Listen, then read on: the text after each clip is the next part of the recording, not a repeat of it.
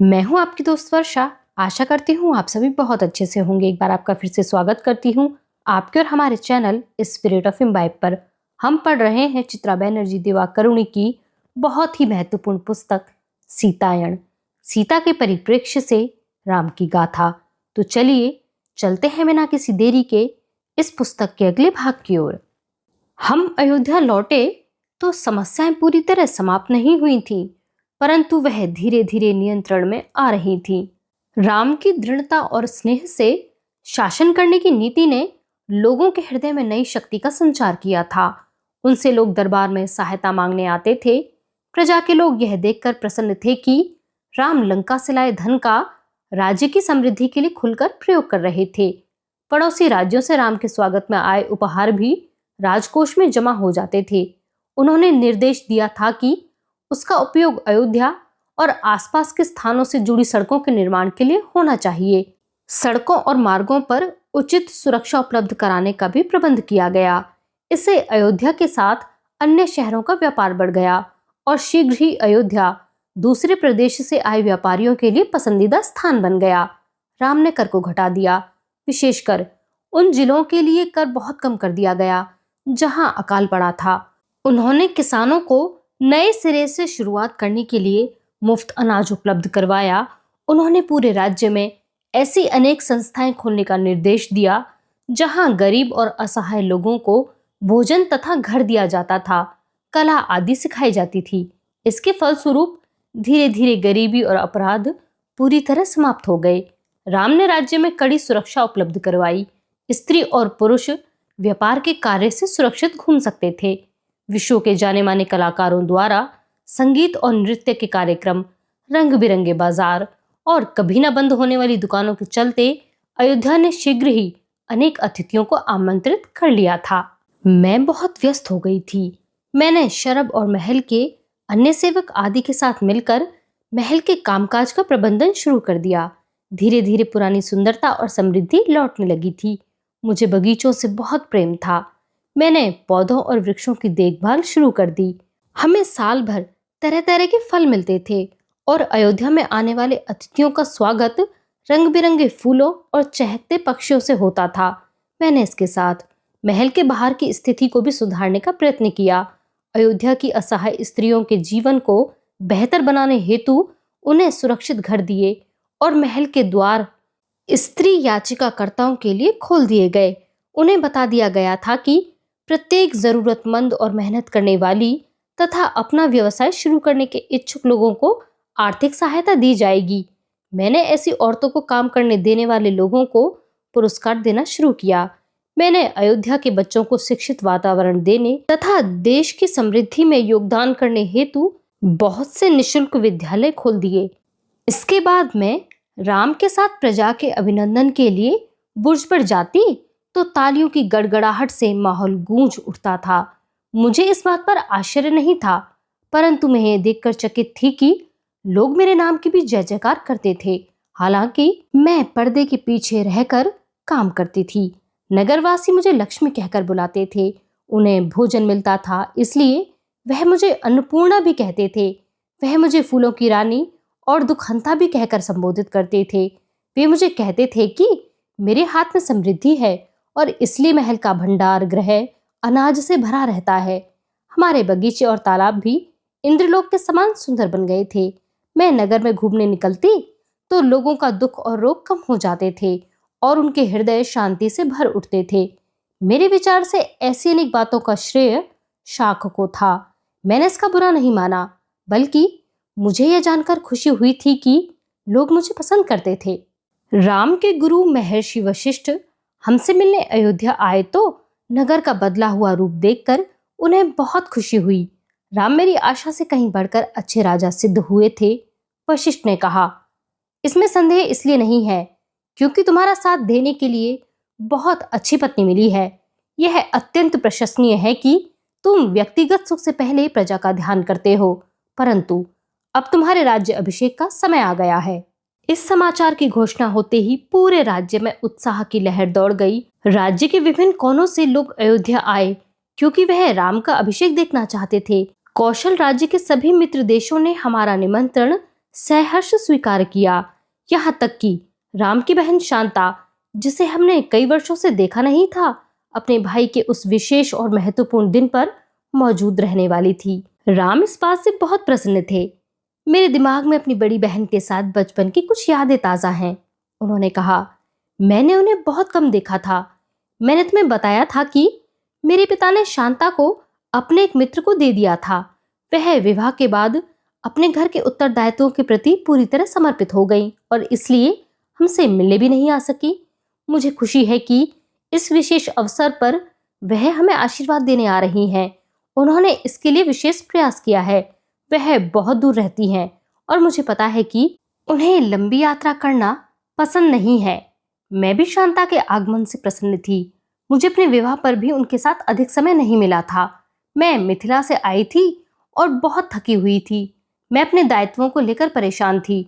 मुझे विश्वास था कि इस बार उनके साथ मित्रता हो जाएगी।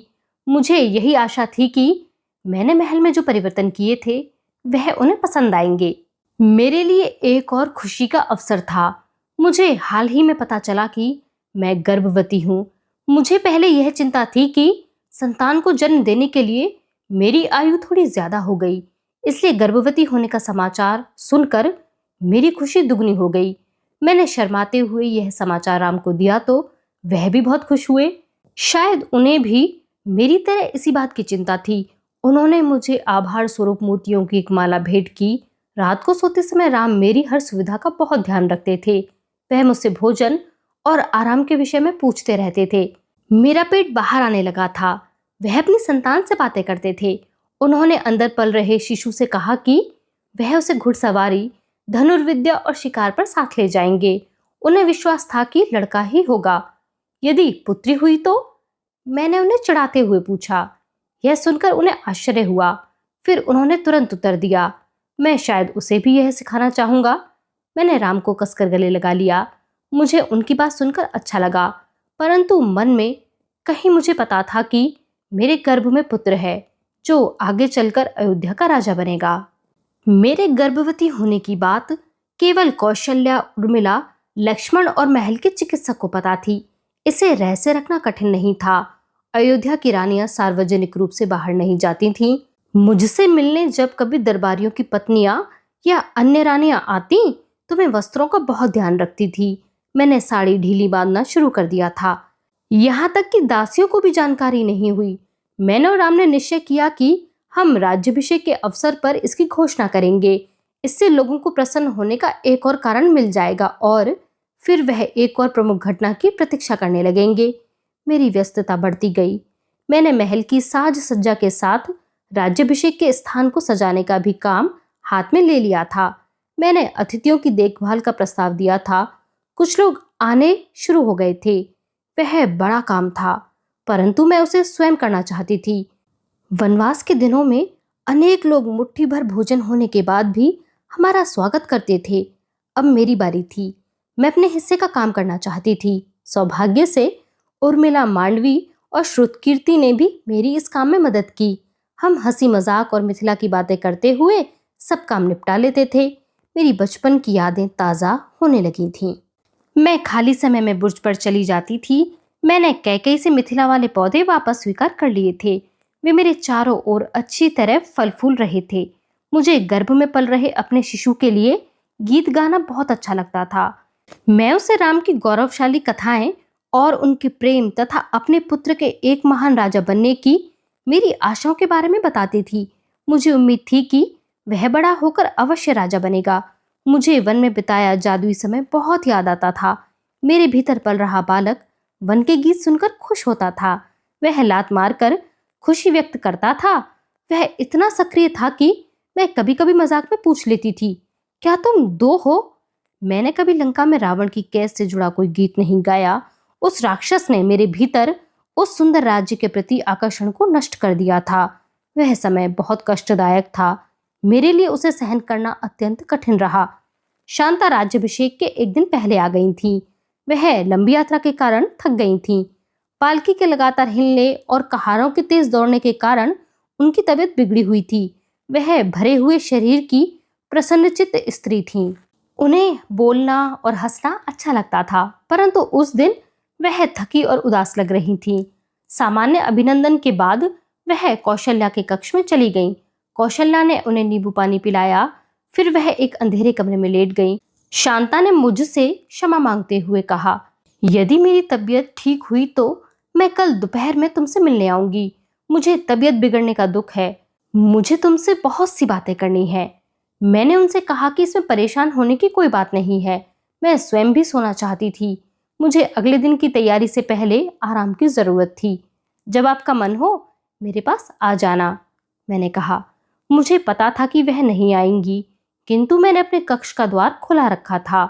मैंने अपने कमरे में पहुंचने के बाद अपनी भारी और रेशमी वस्त्र उतार दिए। वह साड़ी बहुत सुंदर थी, परंतु उसमें सोने के धागों की कढ़ाई की गई थी, इसलिए वह बहुत भारी थी और उसे पहनकर मुझे पसीना आ रहा था। मेरी दासी ने मुझे एक सूती साड़ी दी, जिसे बांधकर मुझे बहुत आराम मिला। मैंने दासी को कक्ष से बाहर भेज दिया और स्वयं नीचे ठंडे फर्श पर लेट गई। उन दिनों गर्मी ज्यादा थी और रात में मुझे बेचैनी होने लगती थी। राम मेरे लिए पानी लाते और मुझे घंटों हवा करते थे। वह स्वयं थके होने के बाद भी मेरा ध्यान रखते थे। काश वह इस समय मेरे पास होते तो मेरी पीठ की मालिश कर सकते थे, क्योंकि उन्हें मेरे बिना कहीं पता चल जाता था कि मुझे कहाँ दर्द है। मेरी इच्छा मानो पूरी हो गई। मेरे कक्ष का द्वार खुला। मैं उबासी लेते हुए उठ बैठी। क्या राम अपने काम के बीच में आराम करने आए थे? परंतु वह तो शांता थी। मुझे नींद नहीं आई, शांता ने कहा, और माँ के कक्ष में बहुत अंधेरा है। मैंने सोचा कि मैं कुछ देर तुमसे बातें करूंगी। मैं तुम्हारे वन के अनुभवों और यात्रा की कहानियां सुनना चाहती हूँ। मैं सोना चाहती थी, क्योंकि शाम को फिर बहुत काम था। सन्यासियों का एक बड़ा दल आने वाला था। उनके भोजन की उचित व्यवस्था के लिए मुझे रसोइयों को निर्देश देना था, परंतु शांता को मुझसे बातें करनी थी। आखिर मैंने उसे कक्ष में आमंत्रित कर लिया। मैंने मुस्कुराकर उसे बैठने को कहा और उसे वन के बारे में बताने लगी। मैंने ही उसे पहाड़, नदियों, ज्वालामुखी तथा वन्य जीवों के बारे में विस्तार से बताया। परंतु शांता कुछ और ही सुनना चाहती थी। उसने मुझसे राक्षसों के विषय में पूछा और पूछा कि राम और लक्ष्मण ने उन्हें कैसे मारा। मैंने शांता को कहा कि मुझे युद्ध के विषय में नहीं पता है, क्योंकि मैंने वह रक्त रंजित युद्ध स्वयं नहीं देखे थे। तो यह सुनकर शांता निराश हो गई। मुझे रावण के बारे में बताओ, उसने कहा। क्या सचमुच उसके 10 सिर थे? क्या वह डरावना था अथवा आकर्षक था, या उसके दोनों ही रूप थे? मुझे बताओ, उसने तुम्हारा अपहरण कैसे किया और उसने तुम्हें इतने समय अपने महल में किस तरह रखा? क्या उसका महल सचमुच देवताओं के महलों से भी अधिक सुंदर था? क्या यह सच है कि उसने तुम्हारा अपहरण अपनी बहन शूर्पणखा के अपमान का प्रतिशोध लेने के लिए किया था, किंतु उसे बाद में तुमसे प्रेम हो गया था? इतने प्रश्नों को सुनकर मुझे गुस्सा आने लगा। शांता इतनी असंवेदनशील कैसे हो सकती हैं? यहाँ तक कि उर्मिला ने भी मुझसे ऐसी बातें नहीं पूछी। क्या शांता को यह आभास था कि मेरे लिए लंका की पुरानी यादें कितनी कष्टदायक थीं? मेरी इच्छा हुई कि उन्हें कक्ष से बाहर निकाल दूं। वह राम की एकमात्र बहन थी। राम को शांता के आने की बहुत खुशी थी, इसलिए मैंने राम की खातिर अपना क्रोध मन में दबा लिया और उनसे कहा, मैंने रावण की ओर कभी नहीं देखा, इसलिए मैं केवल इतना कह सकती हूँ कि वह राक्षस था जिसने मेरी खुशियां मुझसे छीन ली थीं। यह कहते हुए मेरी आवाज कांप रही थी। मैंने रावण को सचमुच कभी ठीक से नहीं देखा, लेकिन उसकी आवाज सुनी थी। वह बार बार मुझसे अपने प्रेम की अभिव्यक्ति करता रहा, जिससे मुझे गुस्सा आता था। मैंने सुना था कि उसने बचपन में अनेक कष्ट उठाए और उसने हिमालय में घोर तप करके विशेष सिद्धियां प्राप्त की, क्योंकि वह अपनी माँ को गरीबी से मुक्ति दिलाना चाहता था। मैंने यह भी सुना था कि उसने भगवान शिव की स्तुति में अनेक गीत बनाए थे। शिव उसके इष्ट देव थे और मृत्यु के समय उसने मेरे पैर छुए तो मैंने उसे भगवान विष्णु के द्वारपाल के रूप में भी देखा था। शांता ने मेरे स्वर की दुर्बलता महसूस की होगी, क्योंकि वह और जानना चाहती थी। इन बातों को अपने मन में रखना अच्छी बात नहीं है, इससे तुम्हारा दुख और बढ़ेगा। यदि तुम मुझे रावण के बारे में नहीं बताना चाहती हो तो फर्श पर उसका चित्र बनाकर दिखा दो। यह स्लेटी का टुकड़ा पकड़ो और रावण का चित्र बनाकर दिखाओ। फिर हम दोनों उसके सिरों को अपने पैरों से मसलेंगे, क्योंकि उसने तुम्हारा अपहरण किया था। मैं सच कहती हूँ, ऐसा करने से तुम्हें बहुत अच्छा महसूस होगा। उसकी आवाज में पता नहीं क्या बात थी कि मैंने स्लेटी पकड़ ली। क्या उसने मुझ पर जादू कर दिया था? क्या मैंने यह मान लिया था कि रावण का चित्र बनाने से मेरे मन में उसके प्रति घृणा समाप्त हो जाएगी? मैंने किसी स्वप्न की भांति फर्श पर उसका चित्र बनाना शुरू कर दिया। मैं उसके पैर बना सकती हूँ, क्योंकि वह बार बार मेरे सामने आकर मुझे धमकी देता था और मैं केवल उसके पैर देख पाई थी। कोई बात नहीं, शांता ने कहा, उसका शेष चित्र मैं बना दूंगी। मैंने उसे आश्चर्य देखा तो उसने आगे कहा, अपनी कल्पना से मेरा हाथ फर्श पर चित्र बनाने लगा। मैंने रावण के पैरों का चित्र बना दिया। उसके बाद मैंने स्लेटी शांता के हाथ में पकड़ा दी। पता नहीं कैसे वह मेरे हाथ में चिपक गई और मेरा हाथ तेजी से अपने आप फर्श पर चलने लगा। मेरा हाथ चिपक गया था। देखते ही देखते रावण का पूरा चित्र बन गया था। यह क्या हो रहा है दीदी? दीदी मेरी मदद कीजिए, मैंने चिल्लाकर कहा। परंतु शांता के चेहरे के भाव परिवर्तित होने लगे। उसकी नाक अंदर धंसने लगी। कानों की जगह गड्ढे उभर आए थे। मैंने तुरंत उसे पहचान लिया। वह शूर्पणखा थी। उसने अयोध्या पहुंचकर शांता का रूप धारण कर लिया था। हाँ, मैं ही हूं, उसने कहा। मैं लंका से तुम्हारा पीछा करती हुई यहाँ आई थी। मैं उचित अवसर की प्रतीक्षा कर रही थी। राम के राज्याभिषेक का बहुत शोरगुल हो रहा था, इसलिए मेरे लिए महल में प्रवेश करना सरल था। मैंने दासी का रूप धारण किया और शांता के अयोध्या पहुंचने के बाद मैंने अपनी योजना बना ली। फिर मैंने शांता का रूप धारण कर लिया। सीता, तुम्हें क्या लगता है कि तुम इतनी आसानी से बच जाओगी? क्या तुमने यह सोचा कि मैंने हार मान ली है और मैं तुम्हें भूल गई कि तुमने मेरे घर और मेरे समस्त प्रियजनों को बर्बाद कर दिया? तुम्हें क्या लगता है कि इसका क्या परिणाम होगा? तुम लंका का विनाश करके यहाँ चली आई। तुमने मेरे संबंधियों को मार डाला, उन्हें अपाहिज कर दिया, उनकी हिम्मत तोड़ दी और स्वयं अयोध्या में राम, उसके परिवार और प्रजा के साथ सुखपूर्वक रहने लगी। तुम्हें क्या लगा कि तुम अपने पुत्रों के साथ सुख से रहने लग जाओगी?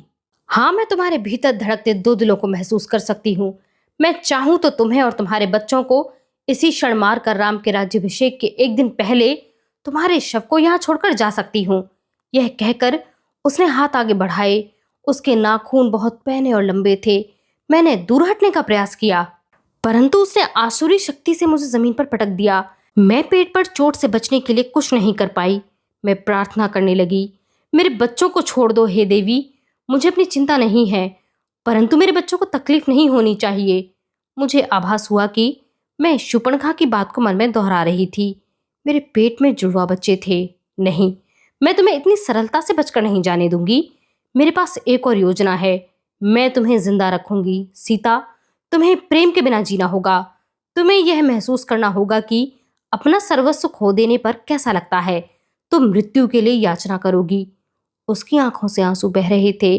फिर वह दांत दिखाती हुई वहां से गायब हो गई। रावण के चित्र ने आंखें खोल दी और वह मेरी ओर देखने लगा। वह भी हंस रहा था। उसकी हंसी भयानक थी। ऐसा लगा मानो वह फर्श से उठ खड़ा हो। मैंने फर्श से उसका चित्र मिटाने का प्रयास किया, परंतु मुझसे वह नहीं मिटा। शूर्पणखा ने वह चित्र अवश्य जादू से बनाया होगा। मैंने उसे साड़ी से पोंछने की कोशिश की तो मेरी साड़ी भी चित्र से चिपक गई। मैंने उसे खींचा, परंतु वह अलग नहीं हुई। तभी कक्ष का द्वार खुला और मुझे राम की आवाज आई। मैंने सोचा तुम्हारे साथ कुछ समय व्यतीत कर लूं। यह कहकर राम भीतर आ गए और मुझे देखने लगे। सीता, तुम यह क्या कर रही हो? तुम इस तरह अस्त व्यस्त कपड़ों में फर्श पर क्यों लेटी हो? तुम हाफ क्यों रही हो? और यह चित्र किसका है? उनका स्वर ऊंचा हो गया। मुझे उनकी आवाज में गुस्सा और घृणा सुनाई दे रही थी। क्या तुम क्या कर रही हो सीता? तुमने ऐसा क्यों किया? मेरा चेहरा शर्म से लाल हो गया था। हालांकि इसमें मेरा कोई दोष नहीं था। मुझे पता था कि वह दृश्य बहुत भद्दा लग रहा होगा। शूर्पणखा यही चाहती थी। मैंने कुछ नहीं किया। यह शूर्पणखा की चाल है। यह उसका काला जादू है, मैंने कहा। मैंने राम की ओर देखा, किंतु उन्हें मेरी बात पर विश्वास नहीं हुआ। मैंने गहरी सांस ली। मैं अपनी सारी शक्ति बटोरना चाहती थी। मैं निर्दोष हूँ, मैंने खुद से कहा। मैं शुद्ध हूँ। मुझे किसी से डरने की आवश्यकता नहीं है, क्योंकि मुझे चाल में फंसाया गया है। यह मेरी गलती नहीं है, इसलिए मैं क्षमा नहीं मांगूंगी। मैं शूर्पणखा को जीतने नहीं दूंगी। मैं उठकर बैठ गई। मेरी साड़ी एक और फिसल गई। फिर मैंने राम को पूरी बात बताई। मैंने उनसे कहा कि वह मेरी बात पर विश्वास करें, क्योंकि मेरे पास सत्य के अतिरिक्त कुछ नहीं था। राम ने मेरी बात सुनी, परंतु उनकी भवें सिकुड़ गई थीं। मेरा दिल तेजी से धड़क रहा था उनके चेहरे पर अविश्वास और क्रोध की रेखाएं उभर आईं। मेरी बात सुनकर उन्होंने आंखें बंद कर ली। मुझे पता लग गया कि उनके भीतर एक संघर्ष शुरू हो चुका था जो अनंत काल तक चलने वाला था। मैंने सांस रोक ली। मुझे शरीर में अजीब सी जलन हो रही थी। आखिर राम ने आंखें खोली। सीता, तुम मुझे अपने प्राणों से भी अधिक प्रिय हो। मैं तुम पर विश्वास करता हूँ, उन्होंने कहा। मुझे नहीं पता शूर्पणखा ने महल में कैसे प्रवेश किया होगा। यह पूरी तरह सुरक्षित है और प्रत्येक द्वार पर विशेष सुरक्षा बल तैनात है, परंतु तुम कहती हो कि वह आई थी, तो ऐसा अवश्य हुआ होगा। उन्होंने अलमारी से एक गद्दा खींचा और चित्र पर डाल दिया। फिर उन्होंने मुझे एक साड़ी पहनने को दी। मैं गुरु वशिष्ठ को यह चित्र दिखाता हूँ और उनसे पूछते हैं कि इस मायाजाल को कैसे दूर किया जा सकता है। तुम अतिथि गृह में चली जाओ और कुछ देर आराम करो। यह सुनकर मैंने राहत की सांस ली। मैंने राम की छाती पर सिर रखा और उन्हें कसकर गले लगा लिया। राम जब तक मेरे साथ हैं, मैं किसी भी चुनौती के लिए तैयार हूँ। मैं संसार से हर लड़ाई के लिए तैयार हूँ। अतिथि गृह में आराम करते हुए मुझे विचार आया कि यदि हमारी परिस्थितियां बदली हुई होती तो मैं राम पर विश्वास करने में एक क्षण भी नहीं लगाती। उन्होंने मेरी बात पर विश्वास करने में इतना समय क्यों लगाया? राम का राज्याभिषेक संपन्न हो गया। मुझे विश्वास था कि चारण और भाट आने वाले कई वर्षों तक उस शुभ अवसर के गीत गाएंगे। उस भव्य समारोह के लिए अयोध्या का सबसे बड़ा मैदान तैयार किया गया था। प्रत्येक स्थान को फूलमालाओं से सजाया गया था। मैदान के बीच में एक विशाल स्थल था जिसे रेशमी वस्त्रों और आभूषणों से सजाया गया था और वहां सभी राजा और ऋषिगण बैठे थे। उनके लिए सोने और चांदी के सिंहासन लगाए गए थे। उनके पीछे दरबारियों और विशेष अतिथियों के बैठने का स्थान था। मैदान के एक और रानियों तथा अन्य स्त्रियों के लिए बैठने की व्यवस्था थी। उसे इस तरह तैयार किया गया था कि स्त्रियां लोगों की नजरों से दूर रहकर सब कुछ साफ देख सकती थीं। यही अयोध्या की परंपरा थी। राक्षस और वानरों के लिए भी अलग स्थान तैयार किया गया था। दूसरी ओर व्यापारी वर्ग के बैठने का स्थान था। मैदान प्रवासियों से भरा था। कुछ लोगों के साधारण सरल वस्त्र देखकर पता लगता था कि वह समारोह में भाग लेने बहुत दूर से आए थे। मुझे आकाश से शक्तिशाली ऊर्जा आती महसूस हो रही थी। निश्चित तौर पर इस उत्सव को देवगण भी देख रहे थे। संगीत और मधुर गीतों के बीच मैं और राम साथ चलते हुए मुख्य स्थान पर पहुंच गए। राम ने पुरानी परंपरा को तोड़कर मुझे अपने साथ रखा, अन्यथा रानियों के पीछे चलने की परंपरा थी। मैं राजसी ढंग से चलने का प्रयास कर रही थी। मेरे शरीर पर भारी आभूषण लगे थे, परंतु मेरा हृदय बहुत हल्का हो गया था। राम ने इस दिन के लिए बहुत लंबी प्रतीक्षा की थी। वह सचमुच इसके अधिकारी थे। मैं उनका हाथ थामकर उनके प्रति समर्थन व्यक्त करना चाहती थी, परंतु औपचारिकतावश मुझे ऐसा करना उचित नहीं प्रतीत हुआ। हमें बाद में व्यक्तिगत हर्षोल्लास के लिए पर्याप्त समय मिलने वाला था। इसके बाद हमने अपना स्थान ले लिया। सिंहासन जरूरत से ज्यादा बड़े थे, परंतु राम को उस पर बैठकर अच्छा लग रहा था। मैं भी उनके साथ बैठकर बहुत खुश थी। राम ने हाथ उठाकर भीड़ का अभिवादन किया तो मैंने भी उनका साथ दिया। भीड़ का स्वर और ऊंचा हो गया, राजा राम राजा राम। बीच बीच में मुझे सीताराम सीताराम का भी स्वर सुनाई पड़ रहा था। इतने वर्षों की प्रतीक्षा के बाद आखिर वह दिन आ गया था। उस समारोह के लिए दशरथ ने कितनी योजनाएं बनाई थीं, परंतु उसके क्रियान्वयन से पहले सब कुछ विफल हो गया था। मुझे लगा राजा दशरथ भी हमें ऊपर से देख रहे थे। क्या हमारे सभी पूर्वज ऊपर थे? क्या रावण भी वहीं था? क्या वह फिर से बैकुंठ का द्वारपाल नियुक्त हो गया होगा? रुक जाओ, मैंने खुद से कहा।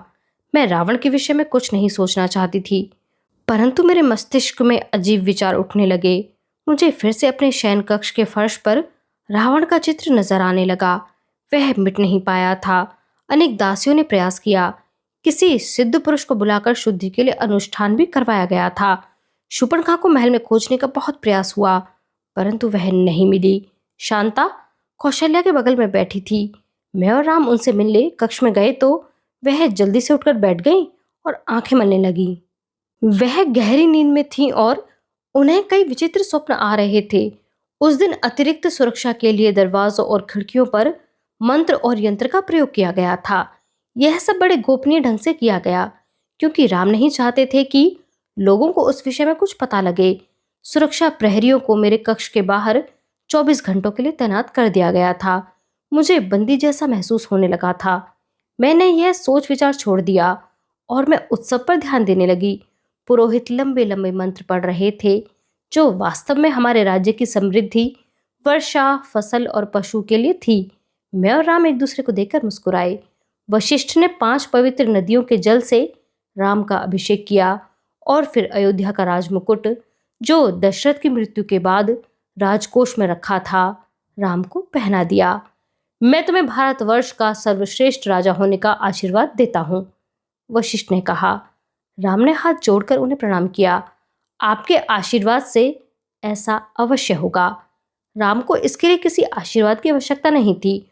उन्होंने जीवन में अन्य चीजों के लिए संघर्ष किया था, परंतु राज्य और प्रजा का कार्य संभालने के लिए उन्हें विशेष प्रयास की आवश्यकता नहीं पड़ती थी। वह अपनी प्रजा को खुद से भी अधिक चाहते थे। राज्य अभिषेक के बाद राम उठ खड़े हुए। समूची भीड़ शांत हो गई। वह अपने राजा को पहली बार बोलते सुनना चाहती थी। राम ने कहा, मेरे प्रजावासियों, मैं आपको एक शुभ समाचार देना चाहता हूँ। शीघ्र ही हमारे घर में एक नन्हा राजकुमार जन्म लेने वाला है। यह कहकर राम ने मेरी ओर देखा और मुस्कुरा दिए। राजकुमारी, मैं इस खुशखबरी के उपलक्ष्य में कल राज्य में अवकाश की घोषणा करता हूँ। हम सब मिलकर जलपान करेंगे और रात्रि में पटाखे चलाएंगे। संगीत और नृत्य का कार्यक्रम होगा तथा अयोध्या के प्रत्येक नागरिक को स्वर्ण के उपहार भेंट किए जाएंगे। कौशल राज्य के प्रत्येक नागरिक को एक चांदी का उपहार भी मिलेगा। यह समाचार सुनकर मैदान में हर्ष का स्वर गूंज उठा। मेरे चेहरे पर मुस्कान थी। मैं काफी देर तक हाथ हिलाकर लोगों का अभिवादन करती रही। लोग लगातार ताली बजा रहे थे। संगीतकारों ने गीत गाना और ढोल आदि बजाना आरंभ कर दिया। अधिक शोर से मेरे सिर में दर्द होने लगा। मैं राम को देख रही थी। मैं जानना चाहती थी कि हम वापस महल में कब जाएंगे, किंतु वह उत्सव का भरपूर आनंद ले रहे थे। उनकी आंखों में नगरवासियों के लिए अथाह प्रेम था, इसलिए मैं उनके आनंद में बाधा डालना नहीं चाहती थी। मुझे थोड़ी असुविधा हुई तो क्या हुआ, मुझे राम के लिए ऐसा करके बहुत अच्छा लग रहा था। यही तो प्रेम का असली अर्थ है। तभी मैंने महर्षि वशिष्ठ की ओर गौर किया, जो राम के पास खड़े थे। उन्होंने राम को एक पिता की तरह आशीर्वाद दिया। राम गुरुकुल के दिनों में उनके सबसे प्रिय विद्यार्थी थे, इसलिए महर्षि को उनसे बहुत अपेक्षाएं थीं। मुझे खुशी थी कि इस विशेष दिन वशिष्ठ भी राम के साथ थे। महर्षि के चेहरे पर सच्ची मुस्कान थी, परंतु मुझे उनके माथे पर चिंता की लकीरें भी दिखाई पड़ रही थीं। ऐसे शुभ अवसर पर महर्षि को कौन सी बात परेशान कर रही होगी। आज का यह अंक यहीं पर समाप्त होता है। बने रहिए हमारे साथ। कल हम लेकर उपस्थित होंगे इस पुस्तक का अगला भाग। हमारे साथ इस सफर में बने रहने के लिए आप सभी का बहुत शुक्रिया।